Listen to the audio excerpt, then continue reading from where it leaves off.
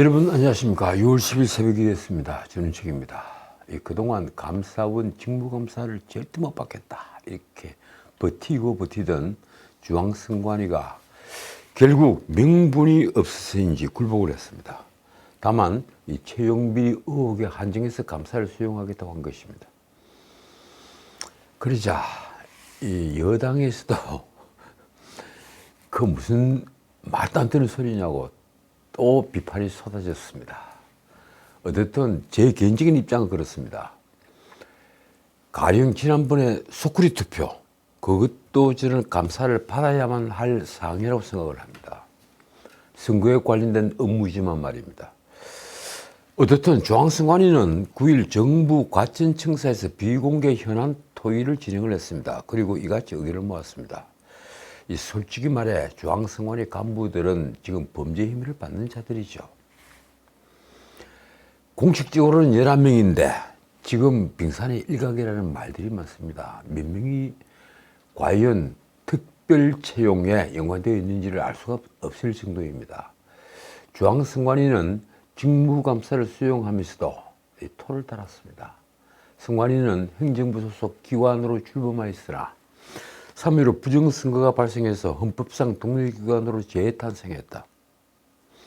따라서 행정부 소속 감사원이 선거관리위원회의 고유 직무에 대하여 감사하는 것은 헌법상 독립기관으로 규정한 헌법 정신에 부합하지 않는다. 참 가지가지합니다.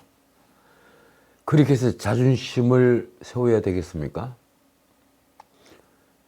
그렇게 자존심이 있다면 자기 자식이나 동생들에 대해서 특별 채용을 하지 않았어야죠. 어쨌든 감사원은 그런데 이 선거 업무를 감사하겠다고 한 게 아닙니다. 제가 전에도 말씀을 드렸지만 선관위 감사에 대한 권한은 헌법재판소가 최종적으로 판단을 할 것입니다. 선관위도 이를 명확히 하기 위하여 헌법에 대한 최종 해석 권한을 가지고 있는 헌법재판소에 권한쟁의 심판을 청구하고자 한다 이렇게 밝혔습니다. 자, 이제 오늘의 메인 디쉬. 사실 이걸 정리를 하다 보니까 다른 게 다 밀려버렸습니다. 이재명은 이틀 전이죠. 이번에 주한 중국 대사 싱하이밍에게 제대로 판을 깔아주었습니다. 여당인 국민의힘은 심지어 삼전도의 굴욕이라면서 이 삼전도의 굴욕이 떠오른다면서 비판을 했습니다. 오늘은 사실 이 얘기를 하겠습니다. 때문에 준비했던 경제뉴스, 정치뉴스는 솔직히 헛고생한 셈이 됐습니다. 이재명은 왜 이렇게 중국에 약할까요? 아니 우리 야당이 다 중국에 약합니다. 2년 전 2021년 새해에는 중국 인민에게 새해 인사를 한 것이 논란이 됐죠. 당시 이재명뿐이 아닙니다. 도지사 몇 사람과 그리고 정세균 국무총리, 박병석 국회의장 이런 정부 여당의 고위 인사가 중국 공산당 기관지에 설을 앞두고 새해 인사를 한 것입니다. 그때도 미중 갈등이 격화되는 상황이었죠. 그래서 이런 여권의 친중 행보는 많은 뒷말을 낳았습니다. 이게 좀 웃기는 건 아니냐. 아직도 사대주의 사상에 묶여야 되냐 이런 말들이 나왔습니다. 그런데 이번에는 후폭풍이 생각보다 거슬 것 같습니다. 제가 보기에도 오바다 너무 오버했습니다. 우선 싱하이밍이 외교관으로서 기본적인 예의에서 벗어난 언행을 한 것입니다. 이재명은 이틀 전인 6월 8일 싱하이밍의 관저로 초청을 받아 거의 위협에 가까운 발언을 듣고 왔습니다. 이재명을 두고 위협을 한 것이 아니라 대한민국을 두고 위협을 한 그런 발언을 듣고 왔습니다. 솔직히 이 관저에 갈 수는 있죠. 친한 친구라면 말입니다. 뭐 뼈갈 한잔하자 이래서 비공개리에 술 한잔 할 수도 있는 겁니다. 그런데 이번에는 이 프로토콜을 어떻게 알았는지 나는 좀 이해할 수 없는 이상한 짓이라고 생각합니다. 유튜브 방송이 생중계를 하는 상황에서 중국 대사 관저로 찾아간 겁니다. 그게 뭐 하는 일입니까? 싱하이밍이 이재명을 앉혀두고 10분입니까? 15분입니까? 15분이라고 하더군요. 그 읽은 글의 핵심 내용이 이렇습니다. 한중 관계 악화의 원인은 한국에 있다. 그리고 한국 정부가 중국에 반대해서 배팅한다면 반드시 후회할 것이다. 자, 이 말을 두고도 여러 해석이 나왔습니다. 과거 조 바이든 미국 대통령이 부통령 시절에 박근혜 대통령에게 웃으면서 이와 비슷한 말을 했다고 하더군요. 미국에 반대를 해서 배팅한다면 후회가 되는 결과가 온다. 그런데 한미 관계는 전혀 다른 관계죠. 한중 관계와 완전히 다른 관계입니다. 한미 관계는 문자 그대로 한미 동맹을 바탕으로 혈맹이라고 부를 수 있는 관계입니다. 그래서 농담도 가능한 관계라고 할 수 있습니다. 이런 식의 농담까지 말입니다. 그런데 한중 관계는 그렇지 않습니다. 이런 발언은 정색을 해서 해도 되지 않는 발언입니다. 일종의 협박이라고 할 수 있는 발언입니다. 이재명은 왜 싱하이밍에게 이런 오만방자한 훈시를 하도록 판을 깔아준 것일까요? 이 나라의 제일 야당 대표입니다. 그런 야당 대표가 우리 정부에 대한 훈시를 듣고 온 자해의 외교를 한 것입니다. 국민의힘 김기현 대표가 한 질타처럼 이재명은 싱하이밍의 무리한 발언을 제지하고 항의하기는커녕 도리어 교지를 받들듯이 15분간 고분고분 듣고만 있었습니다. 김기현의 단식이 이렇습니다. 민주당 참모들은 싱하이밍의 돈 없는 오만한 발언을 받아적는 모습까지 보였다. 민주당이 중국의 옥두각시인지 의심케 하는 장면이다. 싱하이밍은 또 이런 말도 했습니다. 한국의 대중국 무역적자 확대는 탈중국화 추진을 시도했기 때문이다. 무역적자가 지금 계속되고 있는데 그것이 한국이 중국에 등을 돌린 때문이라는 것입니다. 대만 문제 등에서 한국이 중국의 핵심 우리를 확실히 존중하기를 바란다. 이런 말도 했습니다. 이것도 일종의 협박입니다. 지난번에 중국 외교부 대변인이 이 대만 문제를 거론한 우리 대통령을 두고 입을 닥치라는 표현까지 썼죠. 아니죠. 주둥이를 닥치라는 표현을 썼습니다. 국민의힘 수석 대변인 강민국은 9일 이렇게 논평을 했습니다. 대한민국 제1야당 대표가 한중관계 악화 우려의 책임을 일방적으로 한국에 돌리는 싱하이밍 대사 발언에 침묵을 하는 것은 물론 일장 훈시만 듣고 있었던 것을 과연 국민께서 어떻게 보았을까 의문이다. 글쎄요. 싱하이밍도 참 대단합니다. 손님을 모셔놓고 앉혀놓고 자기는 호주머니 속에서 페이퍼를 끄집어내서 15분 동안 그걸 읽고 있었다. 앞에 기자들은 있었다. 이걸 어떻게 봐야만 합니까? 만찬에 초대를 해놓고 말입니다. 이재명은 훈시를 그냥 듣고만 있었던 게 아니라 경우에 따라서는 맞장구까지 쳐준 셈이 됐습니다. 물론 읽을 때는 맞장구를 치지 않았지만 다 읽고 나서 말입니다. 더욱이 이 굴욕적인 접견은 민주당이 당 공식 유튜브로 30분간 생중계까지 했습니다. 강민국의 말이 이렇습니다. 이런 부끄러운 장면들을 민주당은 당 공식 유튜브로 생중계까지 했으니 이 민주당이 대놓고 우리 국민을 대상으로 중국의 주장을 그대로 전달할 기회를 제공한 셈입니다. 강민국 대변인은 삼전도의 굴욕에 빗대기까지 했습니다. 겁박에 가까운 말을 내뱉고 국가안보에 훈수까지 두는 외교적 결례를 범했다. 이재명과 싱하이밍 회동 장면은 마치 청나라 앞에 굴복했던 삼전도의 굴욕마저 떠올리게 할 정도였다. 그렇죠. 이 병자호란 때 인조는 삼전도에 나가서 머리를 9번이나 찧었습니다.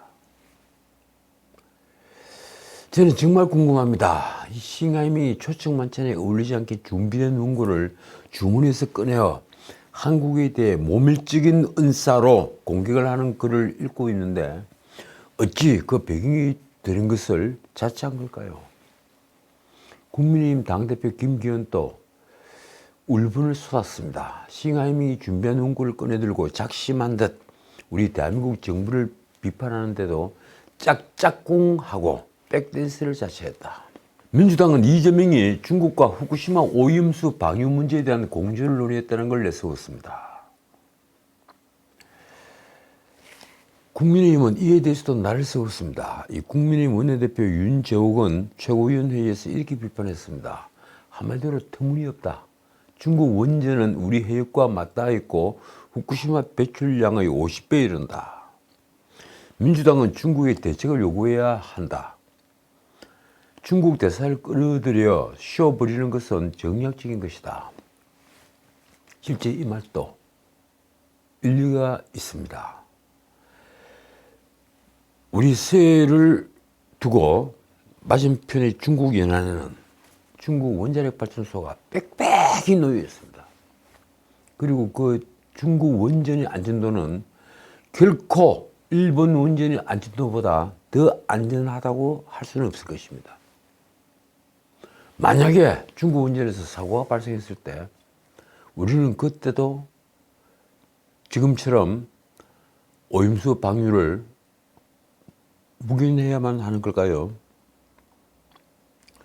그런데 하나 분명한 것은 지금 중국 원전에서 흘러나오는 서해로 흘러나오는 처리수는 삼중수소가 일본 후쿠시마 원전에서 나오는 오염수보다 훨씬 더 높다고 합니다. 대부분의 과학자들이 그렇게 평가를 하고 있습니다. 어떻든 지금 민주당은 후쿠시마 오염수 방류를 벼르고 있다고 합니다. 후쿠시마 오염수를 방류하면 광화문에 수백만 명이 모일 거다. 이걸 야당이 벼르고 있는 겁니다. 그러니 윤저옥의 이런 말이 이재명의 귀에 어떻게 들리겠습니까? 어쨌든 민주당은 이번에 유튜브로 생중계까지 하면서 중국의 메신저 역할을 톡톡히 했습니다. 유튜브 생중계는 민주당 요구로 성사됐다고 합니다. 그 중국 요구가 아니었습니다. 민주당이 우리가 유튜브 생중계를 하겠다고 제안을 했던 겁니다. 시대정신 조정문 의원이 한 말이 전곡을 찔렀습니다. 그러나 이재명을 향해 이렇게 쏘아붙였습니다. 중국 대사가 대표님 앞에서 우리 대통령과 정부를 15분 동안이나 작심하면서 비판할 때 기분이 좋았느냐? 저 같으면 당장 중단하라고 호통을 쳤을 것이다. 그렇습니다. 어떻게 조정문 의원 같은 식견을 가진 분들이 민주당 내부에 없겠습니까? 민주당 내부에서도 부직질했다는 비판이 마구 쏟아졌다고 합니다. 언론에 보도된 한 재선 의원의 말이 이렇습니다. 이재명 대표가 최근 발생한 악재들을 돌파하기 위해서 마음이 급했던 것 아닌가 싶다. 문제는 이재명의 인식입니다. 이재명은 어제 기자들이 싱하이밍이 한국을 작심 비판하는데 왜 아무런 말도 안 했느냐 하는 비판이 있다는 질문을 받자 이렇게 변명을 했습니다. 뭐 경제 문제나 안보 문제나 할 얘기는 충분히 했다. 글쎄, 이재명 화법 중에 하나가 본인의 잘못을 절대 시인하지 않는 거죠. 그 뒤에 이재명은 이런 말까지 했습니다. 싱하이밍이 단체 행위에 대해 좀 형평성 차원에서 조기 해제 조치를 해달라는 것에 대해 매우 긍정적인 태도를 보였던 게 조금 특이하긴 했다. 참 동문서답이죠.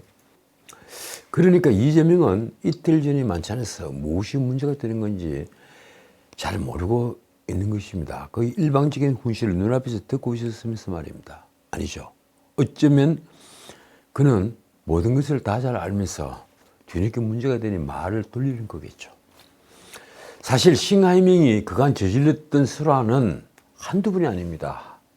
그는 지난 2020년 1월 부임을 한 이후에 3년 내내 설화로 논란을 빚었습니다.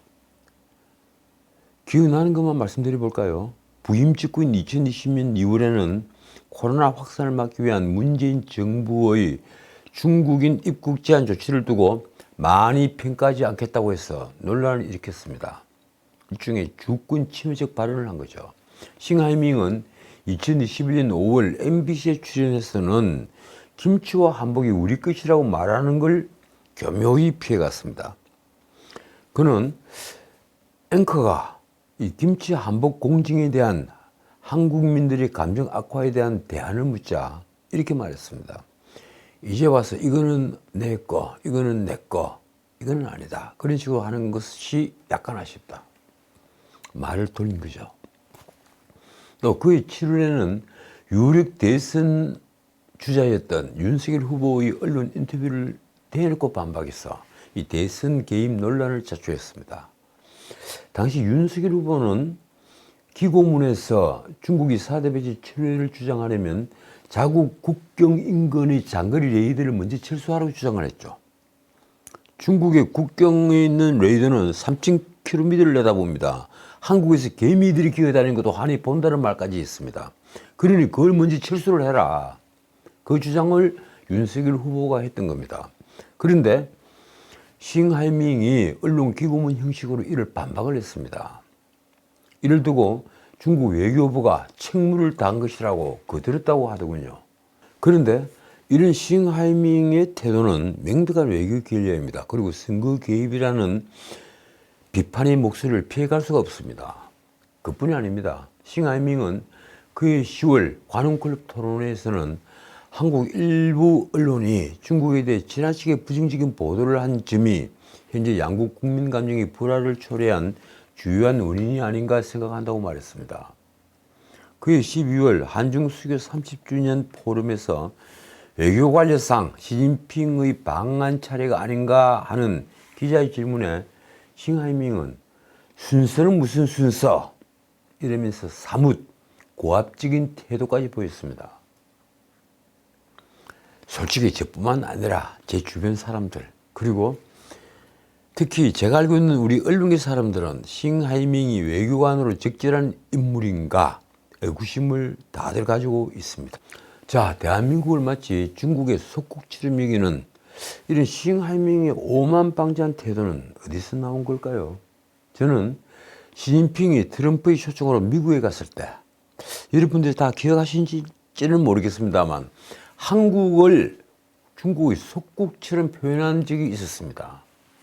논란이 굉장히 커졌죠.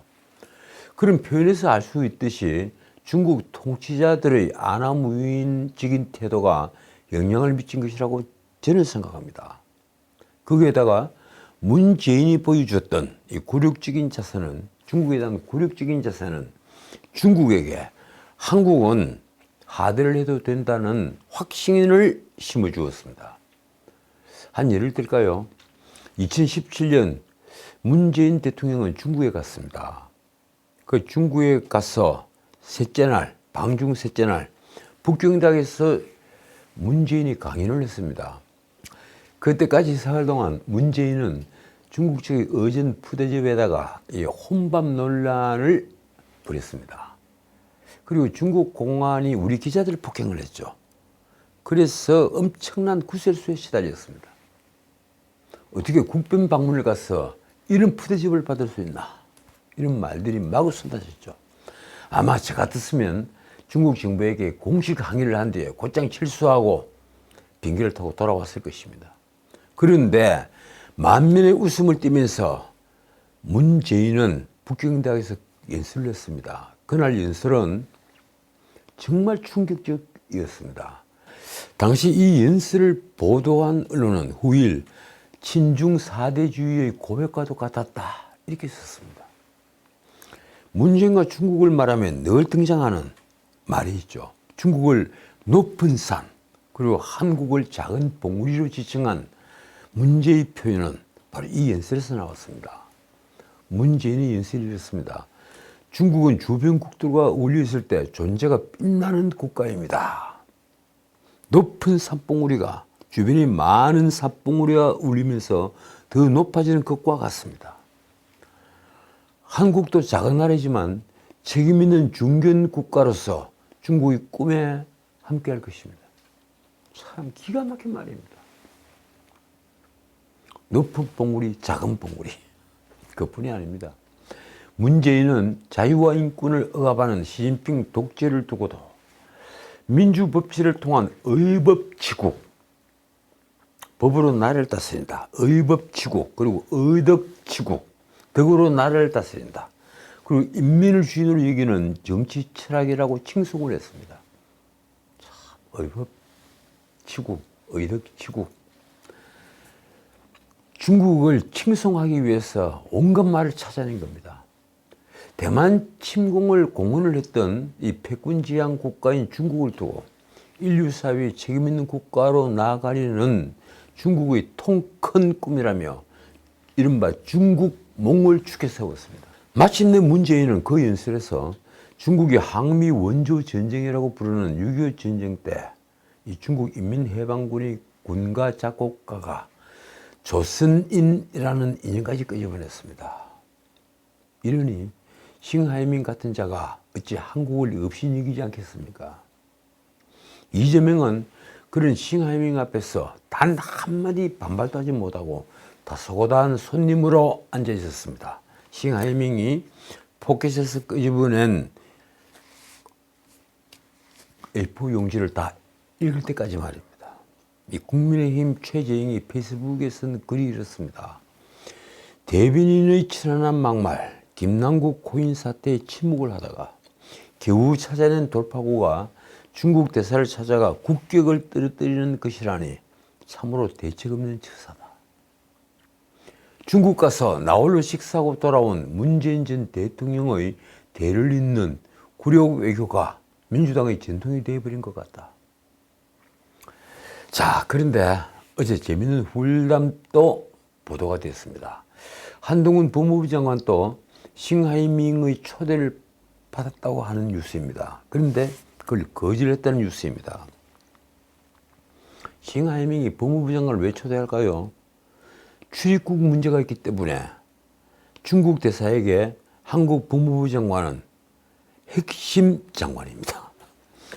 언론 기사 제목이 이렇습니다. 싱하이밍 초대에 이재명 오케이, 한동훈 노 했다. 그 기사의 첫 구절은 한동훈이 얼마나 정치 감각이 있는지를 잘 보여줍니다. 이렇습니다. 현대판 위안스카이 원세계로 불리는 싱하이밍 주한 중국 대사가 지난 2월 한동훈 장관을 관저로 초청했지만 한 장관이 이를 거절했다. 그렇죠. 특별한 이유 없이 관저로 초대를 했다. 친분도 없는데 관저로 초대를 했다. 거기에 응하기에는 굉장히 조심스러웠을 것입니다. 싱하이밍은 이재명을 불러놓고 한국이 미국이 승리할 것이고 중국이 패배할 것이라고 베팅을 하고 있는데 이는 분명히 잘못된 판단이다. 나중에 반드시 후회할 것이라고 협박까지 했죠. 그러면서 최근 어려운 한중 관계에 대해서는 그 책임은 중국에 있지 않다고 강변을 했습니다. 그런데 2달 전 한동훈 장관이 초청에 응했다면 싱하이밍은 또 무슨 정치적 쇼를 벌였을까요? 결국 외교부가 이를 묵과지 못했습니다. 외교부는 9일 장호진 1차관이 싱하이밍을 초치해서 엄중 경고했습니다. 외교부 발표 내용이 이렇습니다. 어제 우리나라 야당 대표와의 만찬을 계기로 싱하이밍 대사의 외교 관리에 어긋나는 비상식적이고 도발적인 언행에 대해 엄중 경고하고 강력한 유감을 표했다. 장 차관이 싱하이밍에게 경고한 내용은 이렇습니다. 주한 대사가 다수의 언론 매체 앞에서 사실과 다른 내용과 묵과할 수 없는 표현으로 우리 정부 정책을 비판한 것은 외교 사절의 우호관계 정진 임무를 규정한 비엔나 협약과 그리고 외교 관리에 어긋날 뿐만 아니라 우리 국내 정치에 개입하는 내정 간섭에 해당할 수 있다. 비엔나 협약에 어긋난다. 내정 간섭이다. 이 2가지를 지적을 한 겁니다. 솔직히 말해 제가 지금까지 읽은 책에서 싱하이밍이 보여준 이런 작태를 저는 아직까지 읽지 못했습니다.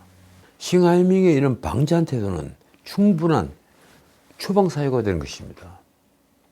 장호진 차관 역시 싱하이밍에게 외교사절이 본분에 벗어나지 않도록 처신해야 할 것이며 모든 결과는 본인의 책임이 될 것임을 분명히 경고한 것으로 알려졌습니다. 자, 그런데 막상 또 한쪽 당사자인 이재명 대표는 뭐라고 변명했을까요? 그는 지난 8일 한국의 대중외교정책을 비판한 싱하이밍의 발언이 논란을 빚자 9일 오전에 경제안보 문제 등 할 이야기는 충분히 했다고 말을 했습니다. 이재명은 전날 싱하이밍의 발언을 어떻게 봤나 하는 질의에는 엉뚱하게 이런 답을 내놨습니다.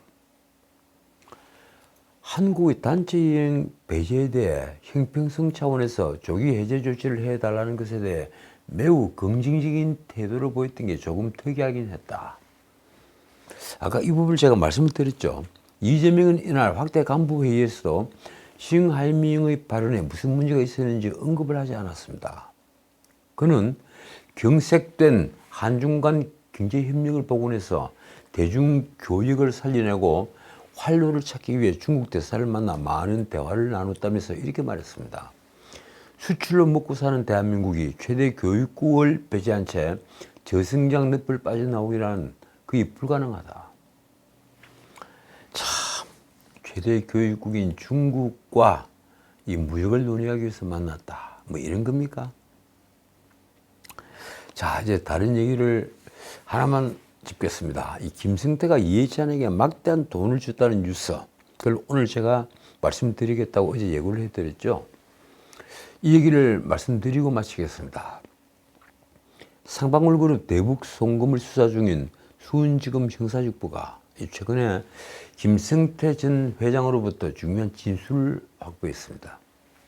이렇습니다. 이화영 전 경기도 평화부지사를 통해 이해찬에게 용돈 명목의 돈을 2년여간 매달 3천만 원씩 전달했다.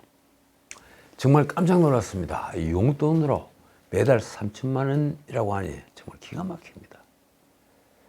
무슨 재벌입니까? 상방울그룹 관계자 역시 중앙일보와 통화에서 김 회장이 이화영에게 다달이 3천만 원씩 줬다고 진술했다. 이렇게 말을 했습니다. 2년간 매달 3천만 원이라는 진술이 사실이라면 김승태는 2년 동안 약 7억 원 이상을 이해찬에게 주라고 이화영에게 건넸던 것입니다. 솔직히 어디 그뿐이겠습니까? 이 역시 빙산의 일각일 것입니다. 김승태는 검찰에서 돈의 종착지로 이해찬 전 대표를 지목했습니다. 이화영에게 줬지만 이 돈은 이해찬에게 갔다. 이걸 김승태가 지목을 한 겁니다. 이화영이 이해찬이 사용할 사무실 임대료 등을 지원해야 한다며 월 2천만 원에서 3천만 원을 요구를 했고, 김승태는 이 같은 요구에 따라서 돈을 마련해 주었다는 것입니다. 회장님 2천만 원에서 3천만 원 정도 그만 좀 도와주십시오. 뭐 이렇게 부탁을 했겠죠. 참 뻔뻔들합니다. 중앙일보가 보도한 상방울 관계자의 말이 이렇습니다. 이화영은 이해찬이 이사장으로 있는 동북아 평화경제협회 여의도 사무실 임대료로 쓸 돈이라고 했지만 임대료가 3천만 원일 리는 없지 않느냐. 이해찬에게 돈을 상납해 쓸 것으로 봤다. 그렇죠. 아무리 평수가 넓어도 뭐 몇백만 원 정도면 모르겠는데 3천만 원 임대료는 거의 없습니다. 검찰 관계자의 말도 같습니다.